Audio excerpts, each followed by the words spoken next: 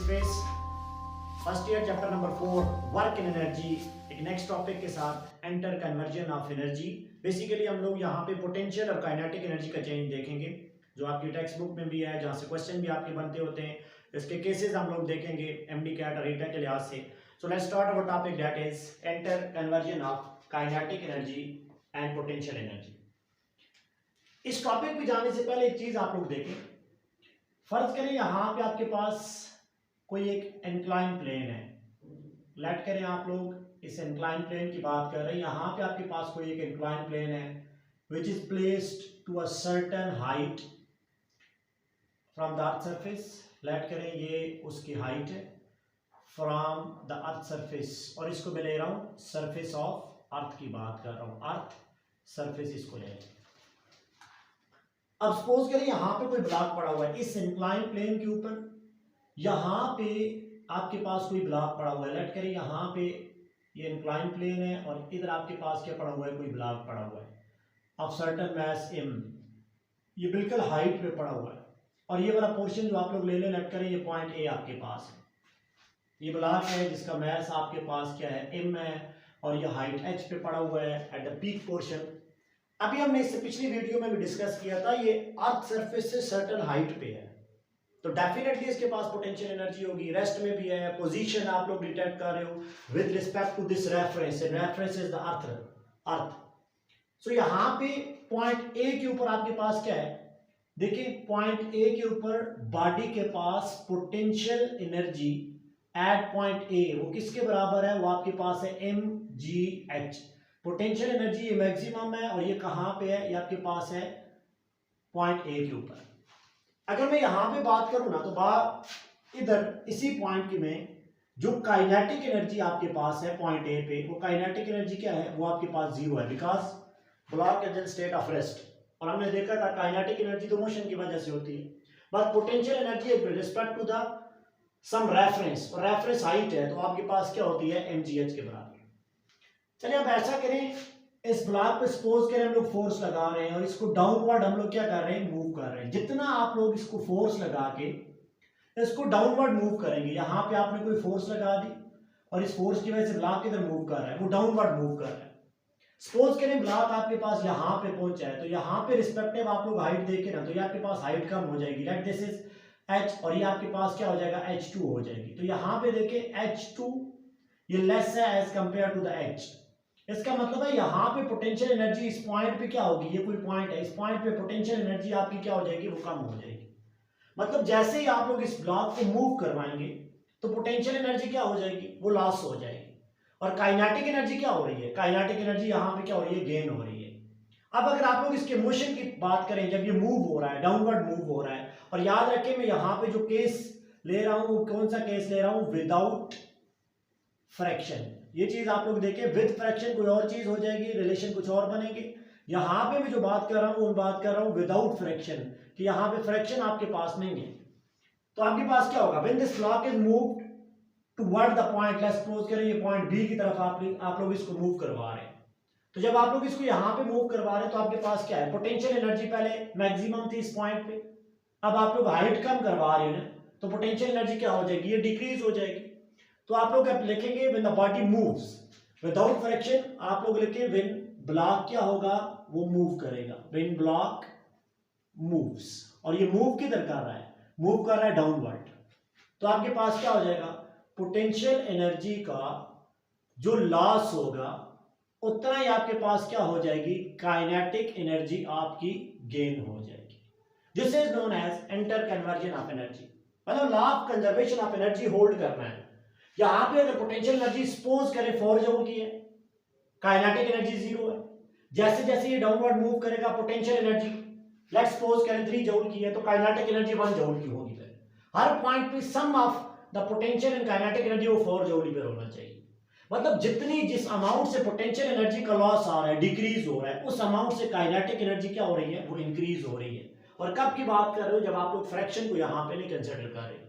इसका मतलब है अगर आप लोग इसकी रिलेशन को यहां पे लेके तो रिलेशन क्या बनेगी, पोटेंशियल एनर्जी का लॉस मीन आपके पास potential energy is always represented by mgh equal to kinetic energy आपके पास क्या होती है, काइनेटिक एनर्जी आपके पास होती है हाफ mv स्क्वायर।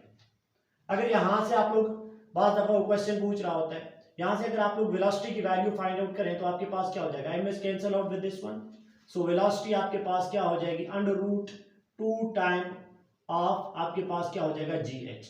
बाद दफा आपसे वो वेलोसिटी पूछेगा, बॉडी को मूव करवाएगा, हाइट गिवन करेगा, तो आप लोग यहाँ पे देखिए speed by which the block is moving to the downward direction, और आपके पास किसके डायरेक्टली रिलेटेड है, under root of H K, तो आप लोग यहाँ से लिख भी सकते हैं v1 by v2 is directly related with the h1 by आपके पास क्या हो जाएगा, और h2 हो जाएगा, कि लॉस इन पोटेंशियल एनर्जी आपके पास किसके बराबर है, is equal to the gain in kinetic energy, जब आप लोग विदाउट फ्रैक्शन की आप लोग बात कर रहे होते हैं। अब अगर यहां से आप लोग इसी चीज को आप लोग ऐसे रिवर्स में लेके चलें, लेट्स सपोज करें ना, अब मैं ब्लॉक को यहां पे ले रहा हूं, अब मैंने ब्लॉक को कहां पे रखा हुआ है, ब्लॉक आपका रखा हुआ है, ये ब्लॉक नंबर कोई आपके पास, इस ब्लॉक को कह दें ये ब्लॉक नंबर 1 है और ये ब्लॉक नंबर 2 है, और इस ब्लॉक नंबर 2 को अपवर्ड मूव करवा रहे हैं। अब आप लोग देखें जितना अपवर्ड इसको लेके जा रहे हैं ना, तो kinetic energy, potential energy gain हो रही है, पोटेंशियल एनर्जी लॉस नहीं होगी यहाँ पे, क्योंकि आप लोग हाइट की तरफ ज्यादा जा रहे हो, तो इसका मतलब है पोटेंशियल एनर्जी आपकी गेन हो रही है, काइनेटिक एनर्जी में क्या होगा, वो लॉस हो जाएगा।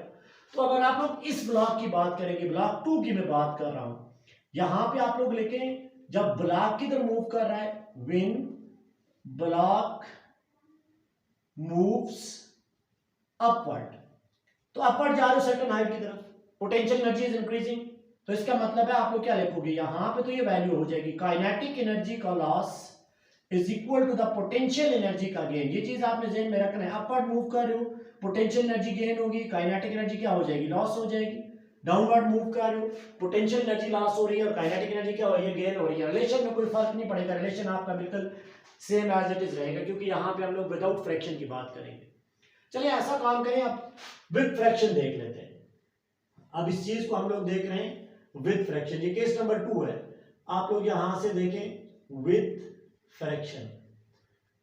अब वही चीज आप लोग सपोज करें, लेट करें ब्लॉक नंबर 1 की मैं बात कर रहा हूं, यहां पे आपके पास ब्लॉक नंबर 1 है, मूव कर रहा है with a certain amount of the fraction, आप लोग फोर्स इधर लगा रहे हो, फ्रैक्शन फोर्स इसको रेजिस्ट कर रही है अगेंस्ट योर वर्क डन।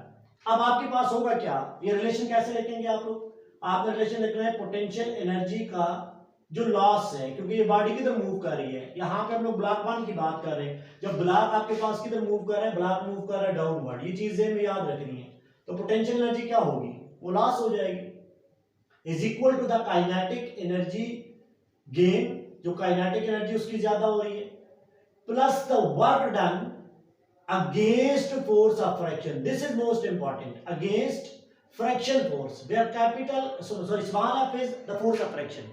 अब यहां पे फ्रैक्शन भी आपके पास इफेक्टिव है, विदाउट फ्रैक्शन तो हमने तो उसको लिया नहीं था। अब आप लोग इसके रिलेशंस को कैसे लिखेंगे, देखिए पोटेंशियल एनर्जी का loss that will give you the value of mgh equal to kinetic energy का गेन क्या होता है, ये तो होता है half mv², work done against force of fraction, तो work done against force of fraction आपके पास क्या होता है, ये आपके पास होता है force of fraction is let's suppose के स्मॉल है, और आपके पास जो डिस्प्लेसमेंट जिसको आप लोग वहां पे कवर कर रहे होते हैं। अब यहाँ पे एक और भी चीज आप लोगों ने ज़हन में याद रखनी है, पिछली क्लासेस में भी आपने पढ़ी है, यहाँ पे जो फोर्स ऑफ फ्रैक्शन है इसको हम लोग कैसे लिखते होते थे, force of fraction is basically the coefficient of fraction, जो म्यू आपके पास होता है टाइम द नॉर्मल फोर्स, और इसको आप लोग ऐसे भी लिख सकते हैं force of fraction is mu time, ये स्टैटिक कोफिशिएंट के लिए अलग होगा, फिर आपके पास काइनेटिक कोफिशिएंट का जो म्यू है वो अलग हो जाएगा। व्हाट इज दिस इन, ये है तो आपके पास नॉर्मल होता है weight, that is represented by nmg sorry m of g, ये वेट आपके पास होता है नॉर्मल के टाइम पर, ये आपके पास होता है फ्रैक्शनल फोर्स, और जब आप लोग ये वैल्यू यहां पे पुट करेंगे तो आपके पास क्या आ जाएगा, mu time of mg into आपके पास d आ जाएगा। इस फोर्स ऑफ फ्रैक्शन के लिए रिलेशन को आपने यहां पे याद रखना है।